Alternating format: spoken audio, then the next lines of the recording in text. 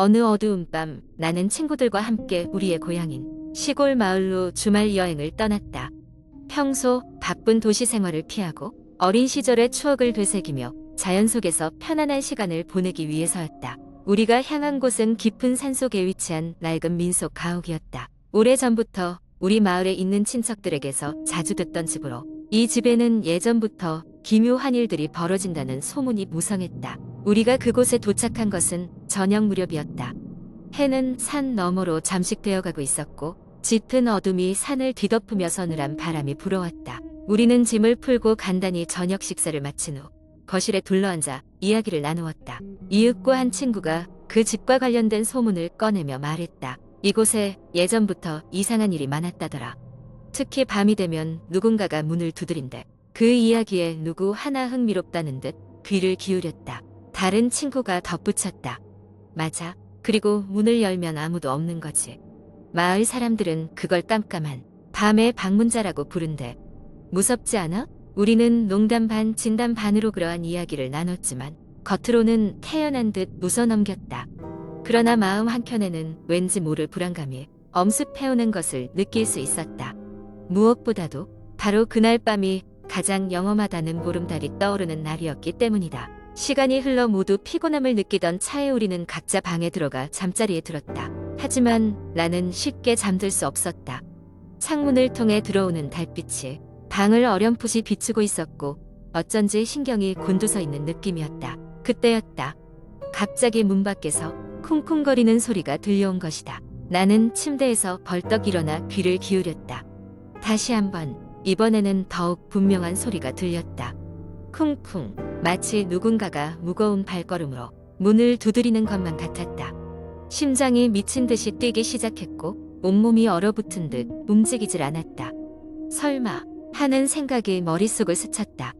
용기를 내어 방문 앞으로 다가갔을 때 나는 방문 앞에 누군가가 서 있는 듯한 느낌을 받았다. 그 존재는 둔탁한 걸음으로 움직이는 것 같았고 문 너머에서 그 그림자가 어른거리는 것이 분명히 보였다. 나는 누구인지 묻고 싶었지만 목소리가 나오지 않았다. 단지 두려움에 휩싸인 채 방문을 바라보고 있을 뿐이었다. 그러던 순간 문이 천천히 열리기 시작했다. 나는 숨을 죽인 채 문이 완전히 열리기를 기다렸다. 그러나 문이 다 열렸을 때 눈앞에 펼쳐진 것은 놀랍게도 아무도 없었다. 오직 고요와 달빛만이 방을 가득 채우고 있었다. 그런데 그때 복도 끝에서 우연히 발견한 노인의 모습이 마치 꿈결처럼 아른거렸다. 그는 무언가를 속삭였고 그 외침이 메아리가 되어 내 귀에 울려 퍼졌다. 돌아가라. 돌아가라. 이곳엔 평온함이 없다. 나는 그 말을 듣자마자 정신을 차리고 방을 나와 복도를 가로질러 친구들이 있는 방으로 향했다. 그곳에서도 친구들은 이미 불안한 기색을 속이고 있었다. 서로의 얼굴을 마주보며 우리는 그 이야기를 나누었다. 그 후 우리는 한시라도 빨리 그곳을 떠나야겠다는 결정을 내렸다. 급히 짐을 싸고 집을 나와 시내로 향하는 길에 올랐다. 차를 타고 마을을 벗어날 때까지도 누군가 우리를 쳐다보고 있는 듯한 섬뜩함이 떠나질 않았다. 그날 밤 이후로 그 집에 다시 가본 적은 없지만 어쩐지 우리는 모두 그날의 노인이 내뱉은 그 속삭임을 잊지 못하고 산다. 깜깜한 밤의 방문자는 아마도 그 집과 얽힌 오래된 비밀일지도 모른다는 생각이 들면서 동시에 절대로 돌아가지 말아야 할 곳이라는 걸 깨달았다. 지금도 가끔 그날 밤의 일이 현실이 아닐 수도 있다는 상상을 하며 그 집이 대체 어떤 비밀을 간직하고 있는지 궁금해질 뿐이다. 그러나 아무리 생각해봐도 그곳에 다시 갈 용기는 나지 않는다. 언젠가 그 진실을 알게 된다 해도 그것은 아마 더 큰 두려움일 것이기 때문이다. 두 번째 이야기. 오래된 아파트 단지에는 누구도 들어가지 않으려 하는 13동이라 불리는 건물이 있었다. 13동은 몇 년 전까지만 해도 멀쩡히 사람들이 살던 곳이었지만 어느 날 밤 건물 전체가 정전이 되는 사건이 발생한 이후로 이상한 일들이 잇따라 일어났다. 이사를 가려는 사람들 중 아무도 이유를 모르고 급하게 이사를 떠났으며 그 사건 이후 건물은 사람들의 입에 오르내리며 공포의 장소가 되었다. 몇 년째 텅 빈 이 아파트에 관심을 가진 사람 중 하나는 도시 괴담을 탐구하는 김석진이라는 청년이었다. 석진은 자신의 블로그에 오싹한 이야기를 올리는 취미가 있었다. 각종 괴담을 찾아다니던 그는 최근 친구에게 들은 13동 이야기에서 영감을 받아 이곳을 한번 조사해 보기로 마음먹었다. 주말이 되어 석진은 탐사용 장비를 준비하고 친구 2명인 수영과 미나와 함께 아파트로 향했다. 오후 늦게 도착한 그들은 사람들이 시선을 의식하며 13동 앞에 섰다. 건물은 외관상 별다른 이상은 보이지 않았다. 그러나 가까이 다가서자 이상한 한기와 함께 묘한 기운이 느껴졌다. 입구는 녹슨 철문으로 굳게 닫혀 있었지만 손잡이를 살짝 힘주어 당기자 삐걱하며 열린다. 안으로 들어서자마자 찬 공기가 그들을 엄습했다. 현관은 먼지와 거미줄로 덮여있고 여기저기 흩어진 종이들 이발기를 그대로 방해했다. 무심코 발로 종이를 밀던 순간 수연이 깜짝 놀라 비명을 질렀다. 종이 아래에 사람의 형상을 닮은 것이 있었기 때문이다. 알고 보니 그것은 오래된 인형이었다. 석진은 인형을 살펴보다 그제야 안심하며 일행과 함께 1층을 지나 더 깊은 곳으로 향했다. 층층이 올라갈수록 이상한 소리가 들렸다. 바람 소리인 듯하면서도 사람의 낮은 음성이 뒤섞인 혼란스러운 소음이었다. 그들은 5층에 이르렀을 때 부엌문이 절반쯤 열려있는 한 집을 발견했다. 그곳으로 들어가 조사하던 중 미나가 벽에 걸린 액자를 가리켰다. 액자에는 어린 소녀의 사진이 있었는데 소녀의 얼굴은 어쩐지 어두운 그림자에 가려져 선명히 보이지 않았다. 방 안을 더 살펴보던 중 벽장 속에서 녹이 쓴 오디오 장치를 발견하게 된다. 누군가 서둘러 떠나면서 버리고 간 듯한 물건들이었다. 한참을 조사하던 석진은 갑자기 머리가 아파져 왔다. 그때 그는 자신의 귓가에 소름 끼치는 속삭임이 들리는 것을 느꼈다. 난 아직 여기에 있어. 그 목소리는 분명 너무나도 가까운 곳에서 들렸다. 눈앞이 아득해진 석진은 그 소리가 들려온 방향으로 고개를 돌렸다. 아무것도 없었다. 유령의 장난이라 하기엔 목소리는 너무나도 생생하고 현실적이었다. 그러다 갑자기 건물의 모든 조명이 깜빡이기 시작했다. 그러더니 약속이라도 한 듯이 전부 꺼져버렸다. 캄캄한 어둠 속에서 그들의 손전등, 불빛만이 거실을 희미하게 비추고 있었다. 손전등 빛의 원 안에 서로가 있음을 확인한 순간 갑자기 손전등 바깥에서 누군가의 발자국 소리가 들려왔다. 누군가 그들 주위를 빙빙 도는 듯했다. 석진, 수연, 미나는 곧바로 그곳을 빠져나가기로 결정하고 계단을 향해 달리기 시작했다.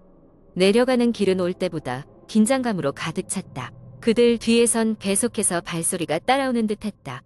간신히 아파트 정문을 나서면서 셋은 서로 얼굴을 확인하며 안도했다.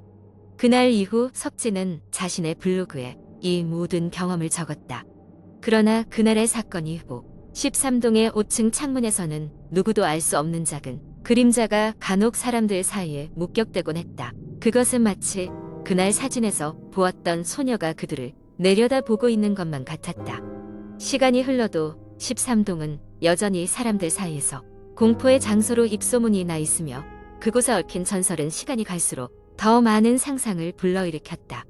많은 이들이 여전히 그곳을 모험 삼아 찾아가기도 했지만 돌아온 사람들은 하나같이 그곳에서 들은 불가사의한 속삭임과 추운 기운을 회상하며 공포에 떨곤 한다. 이 이야기는 석진과 그의 친구들에 의해 더욱 널리 퍼져나갔고 13동은 한국의 대표적인 공포썰로 자리 잡게 되었다. 하지만 아직도 아무도 그날 그들이 5층에서 겪은 것이 무엇이었는지는 정확히 알 수 없다. 그저 아파트는 잊혀지지 않을 괴담의 일부로 사람들에게 남아있을 뿐이다. 세 번째 이야기. 1990년대 초 저는 서울 외곽의 작은 마을에서 학교를 다니고 있었습니다. 그 마을은 외진 곳에 위치해 있었고 주변은 울창한 숲으로 둘러싸여 있었습니다. 우리의 학교 건물은 역사적인 건물로 건물 자체가 오래된 역사와 미스터리를 간직하고 있는 듯 보였습니다. 학교에 전해 내려오는 이야기 중 하나는 오래된 교사의 유령이 학교에 아직 머물고 있다는 것이었습니다. 어느 날 친구들과 나는 평소 하던 대로 수업이 끝난 후 학교 주변을 뛰어다니며 놀고 있었습니다. 이미 해는 지고 어둠이 깔리기 시작했지만 우리는 놀이에 열중해 시간 가는 줄 몰랐습니다. 그러다 문득 우리 중 한 명이 제안했습니다. 어차피 늦은 김에 학교 안을 한 번 더 둘러볼래? 평소에는 가보지 못한 지하실 말이야. 호기심이 왕성했던 우리는 그 제안을 덥석 받아들였습니다. 학교 지하실은 평소에는 접근할 수 없는 공간이었고 교사들은 무언가 비밀스러운 이유로 그곳에 가지 말라고 경고하곤 했습니다. 그러나 우리는 그 경고가도 더 우리를 자극했습니다. 지하실로 향하는 문은 이미 문이 닫혀 있었지만 잠겨 있지는 않았습니다. 스르륵 우리는 조심스럽게 문을 열고 어두운 지하실로 발걸음을 옮겼습니다. 좁고 긴 계단이 지하로 이어져 있었고 내려갈수록 낡고 희귀한 냄새가 코를 찔렀습니다. 플래시라이트를 켜고 우리는 조심스럽게 이동했습니다. 지하실 내부는 우리가 상상했던 것보다 훨씬 넓었고 여러 개의 작은 방들이 이어져 있었습니다. 그 방들 중 하나는 오래된 책들이 가득한 서가로 마치 누군가가 오래전에 이곳을 도서관으로 사용했던 것처럼 보였습니다. 곧 우리는 가장 안쪽의 방에 도달했습니다. 그 방에는 낡은 나무 책상과 몇 개의 의자가 있었습니다. 궁금증에 모지겨 책상을 뒤져보기 시작했습니다. 그러던 중 친구 중 한 명이 낡은 일기장을 발견했습니다. 겉표지가 해지고 색이 바랜 그 일기장은 오래돼 보였고 무언가 신비로운 느낌을 풍겼습니다. 일기장을 펼쳤을 때 고딕체로 쓰인 한국어가 눈에 들어왔습니다. 오늘은 또다시 어둠 속의 목소리가 들렸다. 그녀는 여전히 학교를 떠돌고 있다. 나도 그녀의 존재를 부정할 수 없다. 이 학교엔 무언가 다른 것이 있다. 읽고 있던 우리는 순간 등골이 오싹해졌습니다. 그 일기는 바로 학교에 전에 내려오던 유령 이야기를 뒷받침하는 기록이었습니다. 바로 그때 저 멀리서 문이 삐걱거리는 소리가 들렸습니다. 우리는 동시에 뒤를 돌아봤지만 누구도 그 발소리를 옮긴 적이 없었습니다. 갑자기 방 안의 공기가 차갑게 느껴졌습니다. 누군가가 우리를 지켜보고 있는 것 같은 느낌에 사로잡혔습니다. 우리 중 가장 용감한 친구가 말했다. 여기서 빨리 나가는 게 좋겠어. 좋은 느낌이 아니야. 급히 일기장을 제자리에 두고 우리는 서둘러 지하실을 빠져나오기 시작했습니다. 발걸음을 서두르는 동안 등 뒤에서 낮은 소리가 들리는 듯 했습니다. 무언가 부드럽게 돌아와 라고 속삭이는 것 같은 소리였습니다. 그러나 우리는 뒤돌아볼 수 없었습니다. 지하실을 빠져나오자 우리는 등 뒤로 문을 쾅 닫았습니다. 그리고 한동안 서로의 얼굴을 바라봤습니다. 아무도 방금 일어난 일에 대해 입 밖에 낼 수 없었지만 모두가 그것이 무시무시한 경험이라는 것을 알고 있었습니다. 이후로 우리는 다시는 그 지하실에 가지 않았습니다. 학교가 폐교될 때까지 그 일은 비밀로 남았고 우리는 그날의 경험을 단지 어린 시절의 한 토막으로 남겨두기로 했습니다. 그러나 그날 이후 저는 여전히 늦은 밤이면 가끔씩 그 음산한 지하실에 꿈을 꾸곤 했습니다. 그리고 언젠가는 그 유령이 저를 부르는 것 같은 기분을 떨칠 수 없었습니다.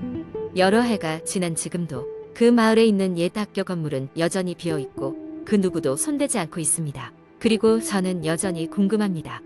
그곳엔 정말로 어떤 비밀이 숨어 있는 걸까요? 어떤 영혼이 아직도 그 건물을 떠돌고 있는 걸까요? 아마도 일부 질문은 영원히 미스터리로 남아 있어야 할 것입니다.